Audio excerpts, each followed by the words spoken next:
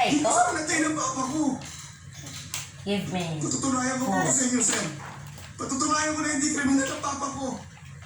Natahanapin ko kung sino talaga ang pumatay. Isinusumpa ko po sa inyo.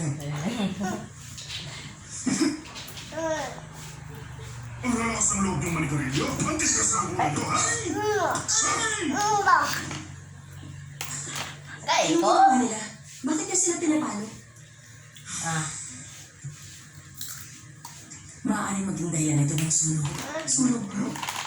Binibigyan siya. Ikaw na ang taon. Hindi mo ba alam kung bakit? Nagkaroon ng bagong sunog.